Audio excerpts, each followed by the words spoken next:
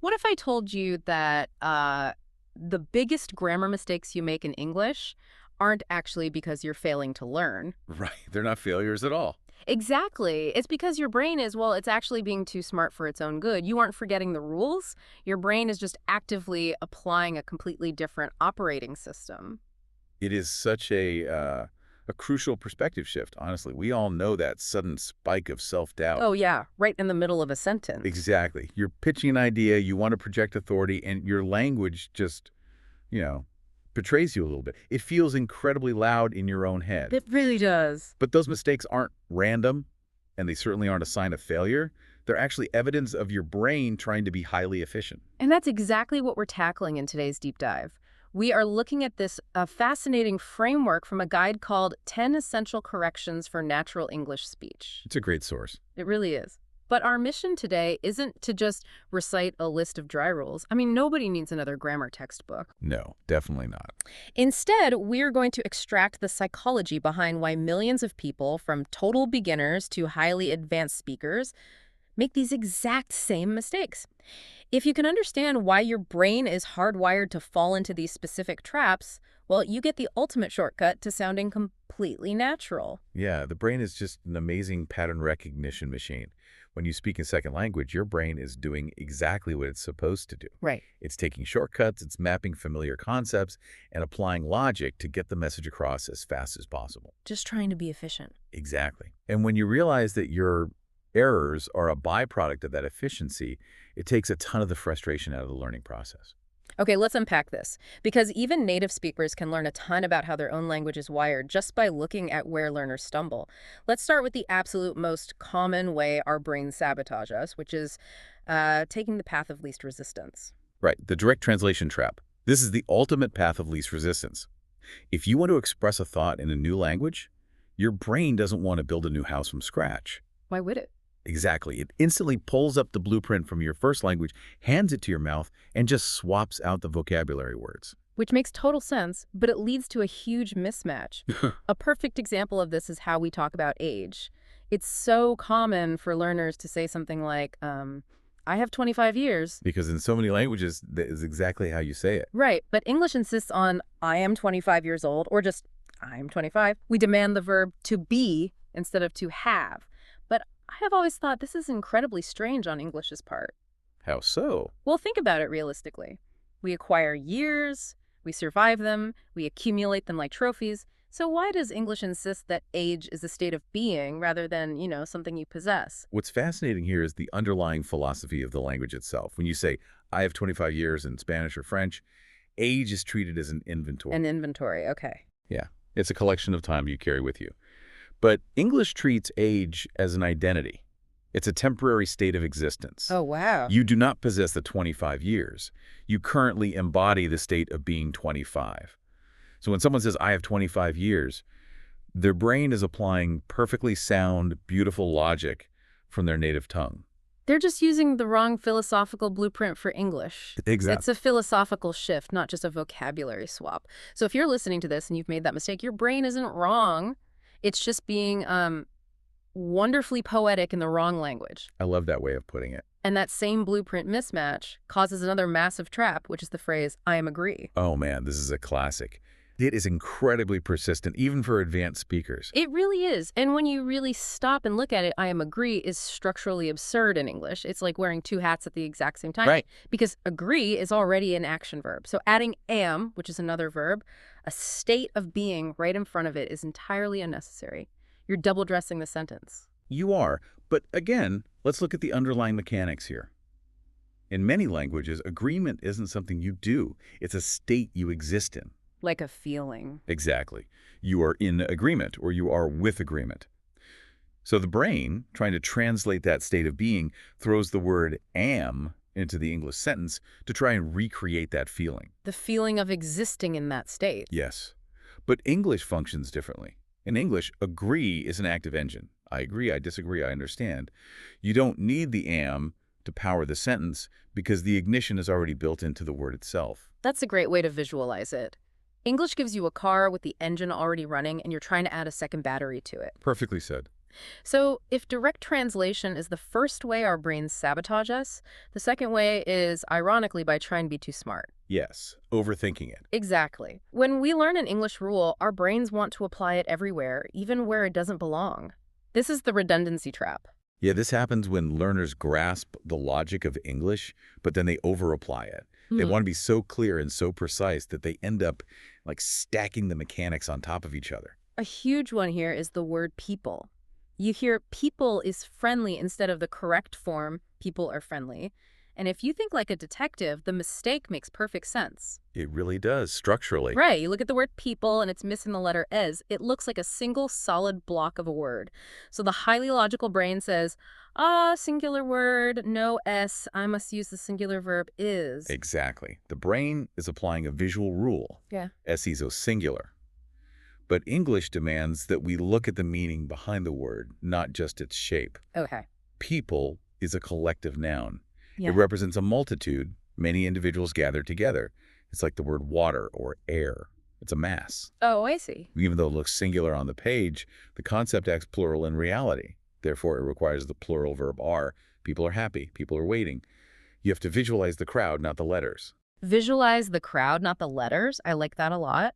But then this over logic goes even further into double comparatives. We see this all the time with the phrase more better. Yeah, very common. The correct way is just to say better, because better already contains the concept of more good. So if you say more better, you are literally saying more good. Which is mathematically redundant. It is the linguistic equivalent of highlighting a text that is already highlighted. Right. The word better already has the upgrade built into it. You don't need to add another layer of more to push it higher. And speaking of pushing things higher, that leads to one of my absolute favorite corrections, which is very perfect. Yes. People will look at a project or a meal and say, oh, this is very perfect, but the correction is just perfect. The best analogy for this from the source is imagining a glass of water. Right, the glass analogy. Yeah. If you fill a glass completely to the brim, you cannot fill it more than completely. If you tray, the water just spills everywhere and makes a mess. Perfect already means 100% full. This raises a really interesting tension, though, between the rigid rules of grammar and how human beings actually communicate emotion. Right, because I actually want to push back on the rule here for a second. Sure, go ahead. In our daily lives, language is inherently emotional, you know? We use intensifiers because we want to sound enthusiastic. Of course. If I love a friend's new apartment, I want to emphasize that. So isn't saying very perfect just a natural human way of conveying genuine excitement? It feels like strict grammar can be a bit of a killjoy here. That's a very fair defense, and you're absolutely right about human nature. We constantly reach for words to amplify our feelings, but we have to consider the environment. What do you mean? Well, especially for a listener who is navigating complex professional spaces, words like perfect, better, or unique are absolutes. They represent the absolute ceiling of a concept. Right, they're already at the top. Exactly. In a casual chat, your friend knows you're just hyping them up. But if you are in a high-stakes meeting or you're pitching a strategy to a client, throwing extra intensifiers at an absolute word actually dilutes your authority. Ah, that's a fascinating distinction. So using very in casual chat builds connection, but in a boardroom, stripping it away and just saying perfect signals absolute authority. Exactly. Precision projects confidence. When you pause and simply say, this strategy is perfect, it lands with so much more weight and finality than the strategy is very perfect. It really does sound stronger. The extra words make it sound like you're trying too hard to convince them. Yeah. It's about knowing when to use your language as a scalpel rather than a sledgehammer. Using language as a scalpel, that is incredibly practical advice for anyone drafting an important email today. Definitely. Now let's shift gears from the logic of quantities to the logic of time. I've always found it so interesting how English handles time. It feels incredibly strict compared to other languages. It can be, yeah. How does English dictate when an action happens, and why is this such a minefield for people? Time in English is highly structural. We rely heavily on tense markers. Sometimes these markers are entirely different words, and sometimes they are just a single tiny letter attached to the end of a verb. And that tiny letter is the source of so much frustration. The others. Yes, she go to school. versus the correct she goes to school. It is all about the missing is.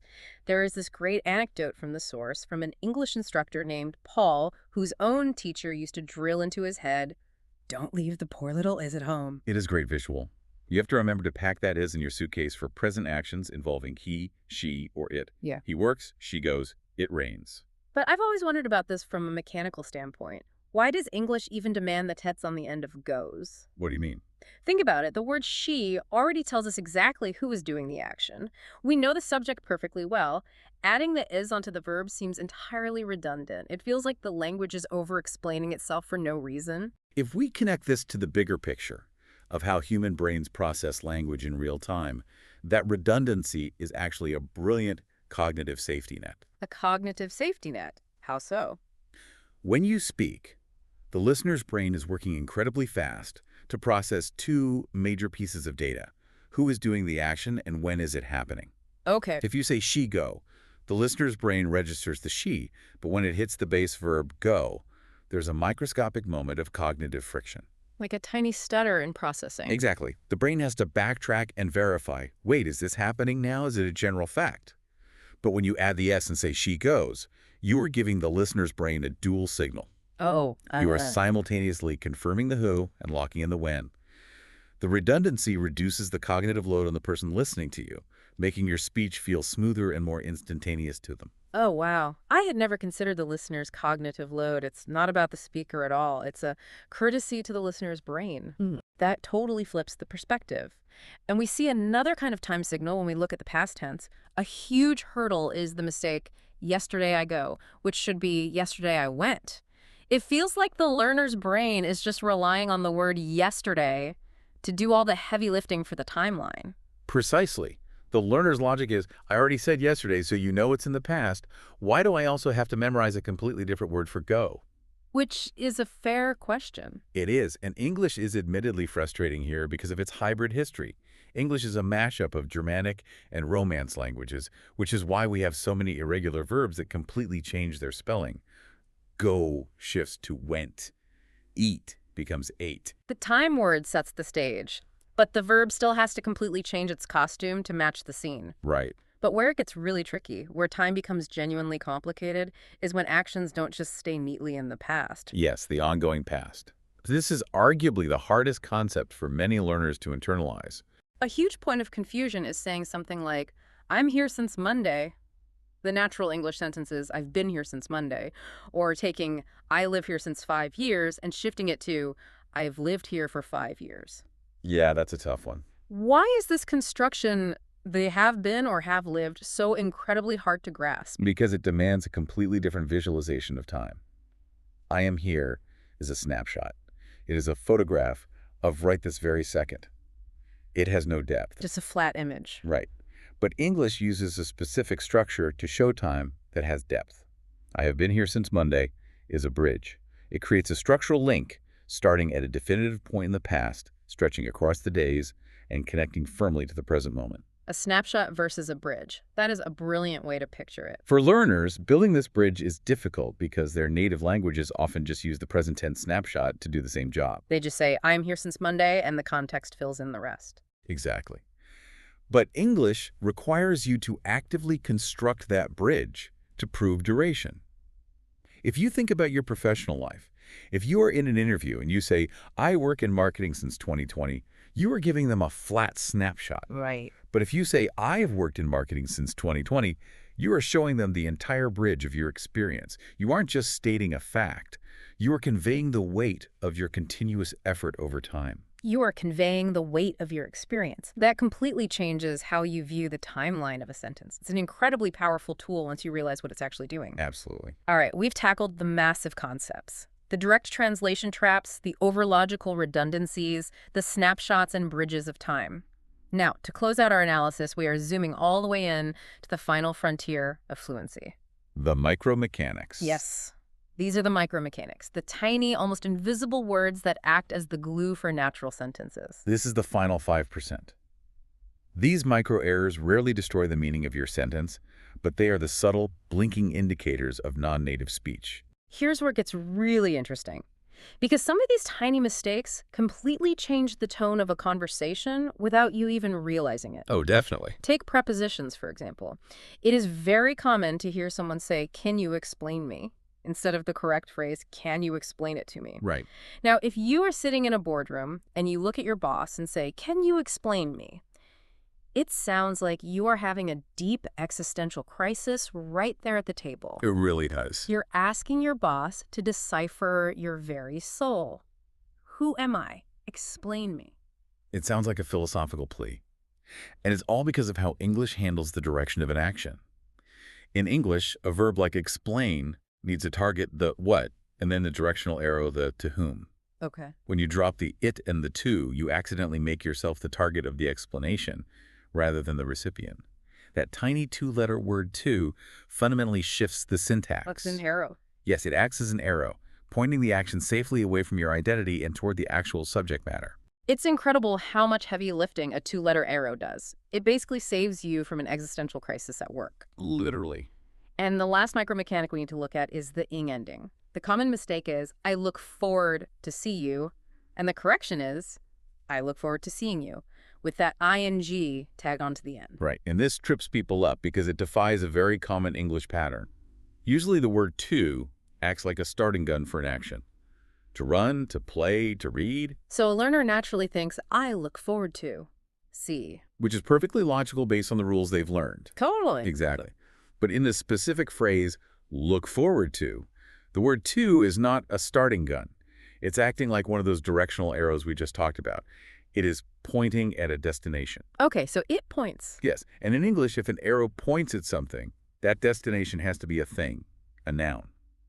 So we have to take the action see, put it in a noun costume by adding ing, and turn it into the concept of seeing. I look forward to the act of seeing you. Put it in a noun costume. That makes so much more sense than reading a textbook chapter on grammar rules. But here's the ultimate truth.